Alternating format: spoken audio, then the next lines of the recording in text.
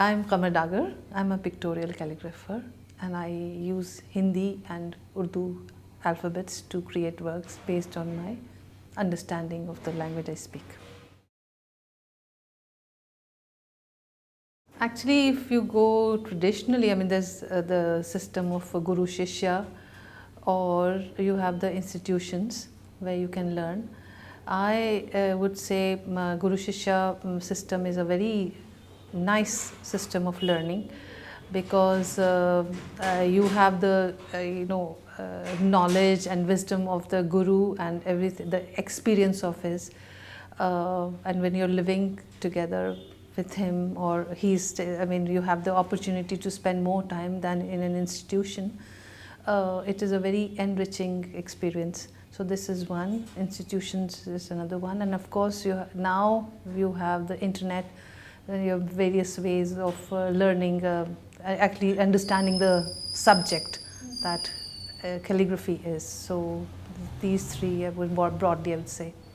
I would certainly say, because I'm a Guru Shishya product and I've seen my family also has had this tradition of Guru Shishya parampara.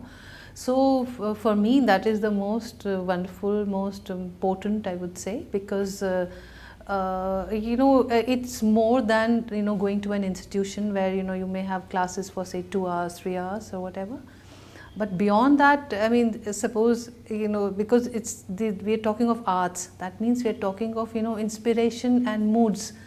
So that keep changing, it's not a switch that you can switch on and off. It's human beings we are talking about. So when when is the Guru in the mood to share something, and if the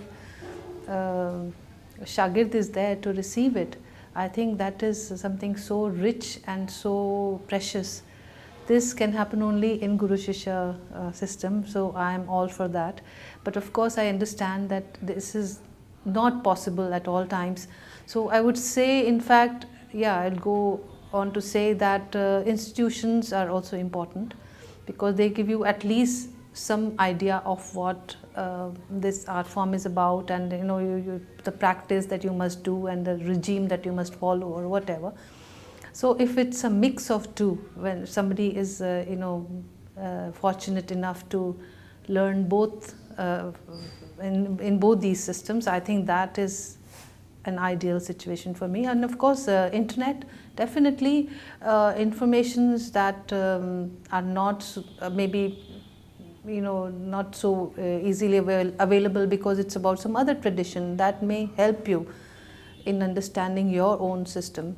So I think that's also very important. I was very fortunate to have learned it from Hazrat Amir Abdullah Khan. We call him Baba. He was a mystic, and he was our spiritual guru as well. He was a master calligrapher. He wrote Quranic verses, and he specialized in something called Tughra, which is a collection of verses from the Quran, from the Holy Quran, and you would write them in a certain way. It's just like you wear a taweez or an amulet for yourself. This is like an amulet for the house. So for prosperity, for protection, for good vibes, all of that. So that's what he specialized in, and I was really fortunate to have learned things that definitely I would not have learned anywhere else, because he taught me very beautiful, simple things. He said, like, simplicity is very important. You may do a lot of other things, but it should boil down to just doing something simply that is the most beautiful. And at that moment when he was telling me that, because I was always interested in designing things, just elaborating and all that, which I still do. But I understand and I realize the importance of it, when it's something simple, it's more potent. When I saw his work for the first time, to me that did not look like a script at all. For me they were like beautiful designs, despite knowing what the Arabic, Urdu, Persian scripts look like. So it was just magnificent, and it was introduced by my father in the book on Hasan Massoudy's works, who I consider to be one of the greatest, because many people can write well and beautifully and very effectively, but what is special about him is that he has transcended borders and barriers. People may not know the language. You don't need to understand the language or know the language to appreciate, because it's an art form, it's a visual art, an important visual art. So that he has managed to do. And yeah, so he's contemporary and traditional, I would say both. I think he's one of the greatest ever. And I mean, his works speak for themselves. I don't need to say much really. So I would say that what he does, because eventually it boils down to the fact that this is an art of letters, of alphabets. So they are what they were before also. Of course, they've gone through transition, and they don't look, I mean, the way they started off and how we use them today, it's already a big change. So he, to do various experiments with that and try out different things. I think this is what how do you say, one artist is of a certain kind, and if you're just replicating, that's one thing. But if you want to hold your own and do something which is your own reflection, I think that's what he's managed to do. And like I said before, you don't need to understand Arabic or Persian. You can see that it's just a fantastic I mean, whole body of work that he has done.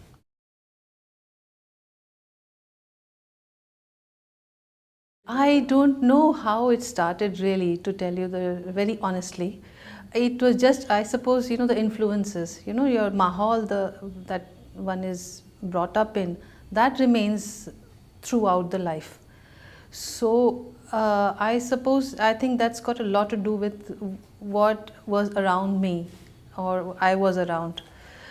So it was the Hindi, I mean, I wanted to be a visual artist.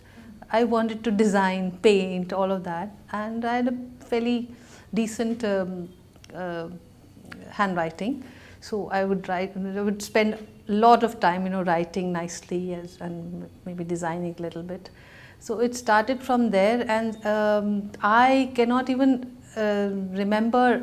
I mean, one instance, yes, but how this sense developed that I should try and bring them together, maybe my curious mind. And so I started to see these two scripts. For me, they're just beautiful abstract forms. They could be any script, so you can be drawn to them because of their sheer beauty. So I was drawn, and I thought, well, this is, the language we speak at home is Hindustani, and it's a mix of both Hindi, Urdu influences and all that. So it will be interesting if I were to bring them together as one. So I just experimented, and like I think I told you before also, that initially I was very apprehensive, that because in my family a very pure tradition was being followed, and then I was doing something which was very different, very sort of, I didn't know where it will take me. And then I started to mix two scripts and languages. So I was initially very, I'm not sure, very shy to even show my work anywhere. But with time, I mean, I was appreciated and encouraged. So that led me to bring them together. So I'm, one is written from left to right, other from right to left.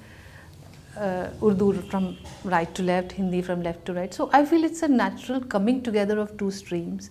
I mean, it's an amalgamation, and that's how our culture is. I mean, something to be, appreciated and celebrated.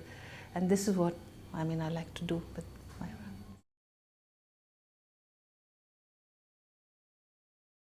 I feel, all art forms have something in common. There is something, and they're different because they are different. So they have different mediums to convey what they have to. So in music, because I come from a family of musicians, so there are notes. So notes can be very powerful, very soft, very loud, or almost inaudible. And then there's a flow, there is fluidity, all of that. So you actually, it's all a lot of emotions actually in all art forms. So for instance, if you hear a very beautiful piece of music which has a lot of pathos, so you start feeling those feelings you have inside you. Likewise, if it's about valor, about something or other emotions, all of that you feel just through music, just through the way they are sung, through notes. So, and then like if you take the instance of the dancers, they have the mudras, so they convey through that. Or you have poets or writers, so they have a collection of words. So imagine, like, it's the same for everybody, all of us know the same script, but they manage to actually create such beauty in the way they write their poetry, and they actually manage to transport us to wherever they are thinking and wherever they are taking their imagination. So all of that, I feel we have the strokes to do the same thing. So a stroke can be very powerful, and it can be very almost not there, it's like almost blank, but it is there. So that emotion is being conveyed through this medium.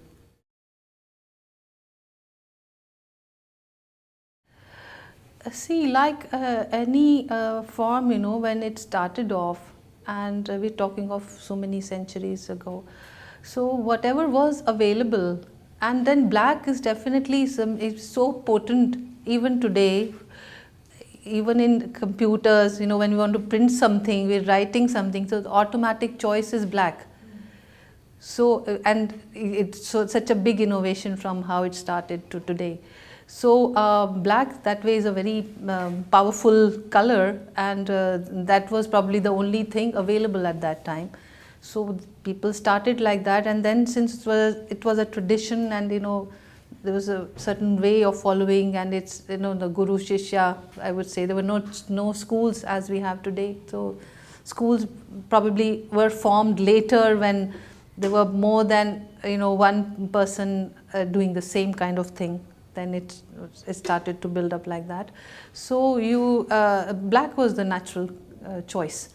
And from what I hear from these traditional artists, that then I think a deep brown or maroon was introduced, and then the colors.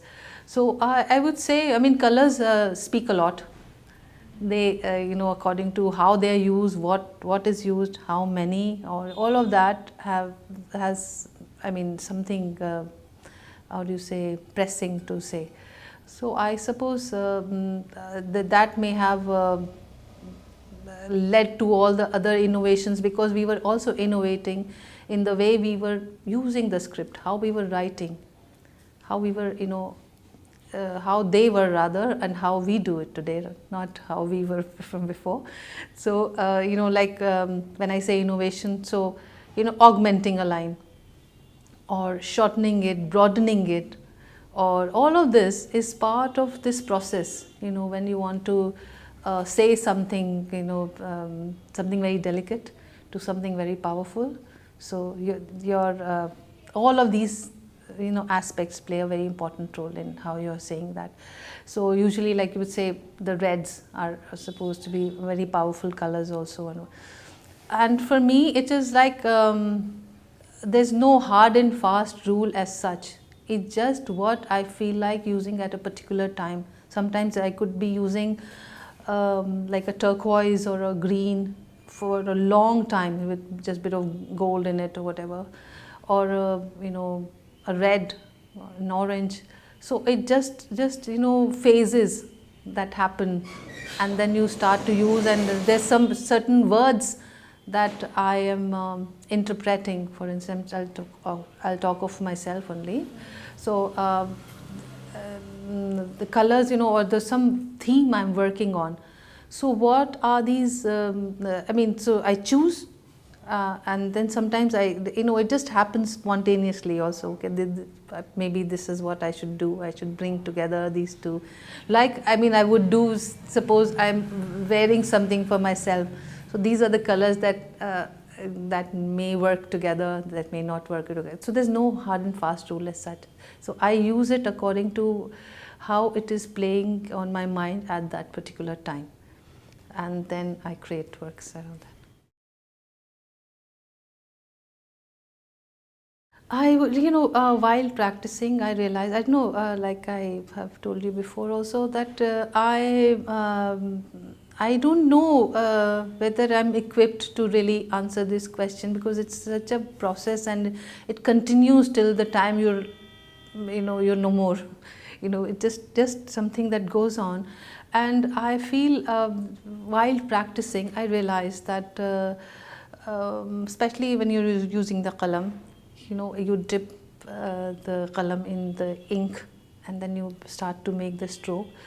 So I consider it to equal to one lifetime, because when we are born one day, and one day we will not be there anymore, and so there's a very clear-cut beginning and there's a definite end, right?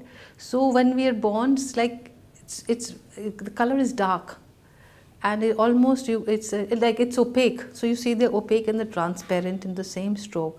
So I consider opaque and transparent as how do you say, profusion of color, which is like element.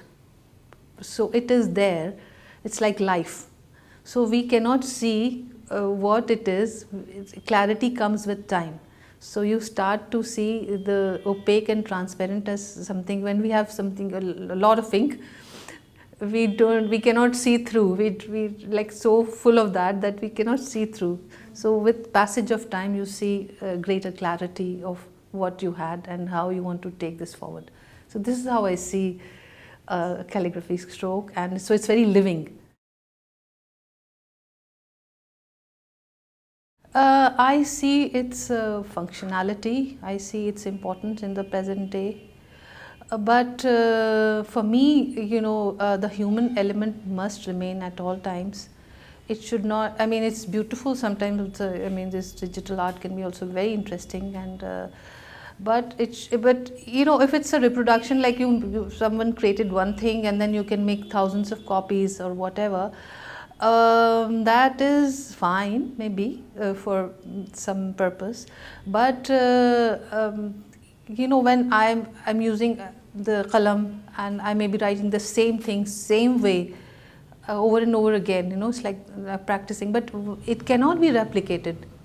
There will still be something different, and that is the exciting part for me. That's the beautiful part for me. And even if somebody finds it's imperfections in it or whatever, but for me it is very important, because when this transition from where I started to where I reach, you see that transition, and that is because it's the art of refinement. So how do you attain refinement? You do that by practicing, and then when you first wrote, and how you looked at it to the 100th time, you see that and if you're able to discern the difference from how you started to where you have reached, this cannot happen if you have the same thing, a perfect thing with you at all times. So this is for me a very important process, and I appreciate, and I use, in fact, it's used, like if you have exhibitions and whatever, you need these kind of things for for printingism. It's here to stay, and computers are here to stay, but the human element must be held on to at all times, I feel. See, first and foremost, the calligraphers from in the ancient times, it was a dedication for them to their Lord. I mean, the best examples of calligraphy you see in all the religious books. You pick up any religious book, so you see the way it has been written, and it's the best example you can give.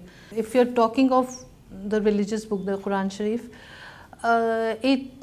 it had to be, because it is not confined to being read only by, you know, the connoisseurs or anything, or who are from the art field. It is for everyone. It's for the layman as well as for somebody who's an expert. So the language and the way it is written had to be simple and very sort of I keep using this word, like strong, and, you know, just right potent, so that people can read very easily. So that had to be there at all times. The transition happened later when you had the other Dagars, and you had, you know, calligraphy in the forms of like a lion or a flower or a bird. You know, there were innovations that happened later. But reading of the Quran will remain the same. So first was Kufic, and it was, you know, first that the ancient classical Arabic was written, and then Kufic was used for that.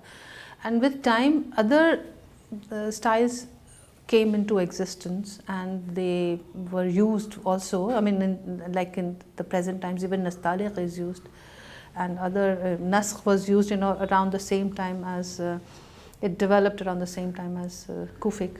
So these styles were best suited to write the Quran Sharif. With time, there are transitions, because not everything that you see in Arabic, Persian, Urdu is religious. This is a very important thing to, I mean, convey, that it's a functional language of people of a certain area, certain, you know, in the Middle East or North Africa or whatever. So, and in the subcontinent, of course, Urdu is spoken. So the script looks very similar, but these are three different languages in their own right. So they have their own set of vocabulary, like we use Hindi or Hindustani or whatever, or English is used. Likewise, they use it for other purposes also. So this is something very important for people to know, that everything that you see in these scripts is not religious. So many different scripts. So we have so many scripts in India. So we should actually be leading. There's magnificent scripts that we have. So imagine if innovation happens and people start to do creative work around these, using the alphabet as the art material. That's what I do, using alphabet as art material. So imagine so much is possible, or, you know, innovate by bringing two different, very different, like the Bangla script, you know, with, say, the Kannada script, or the Oriya script with, I don't know, maybe Devanagari, or, I mean, anything, or Urdu for that matter. So imagine so much can be created. And it's unfortunate that this has not happened. I mean, India was a hub of calligraphy at one point in time, which was, I mean, primarily for just few scripts. But I think there's time for us to really take this forward in a big way, and really do a lot of work and contribute much more than we have done so far.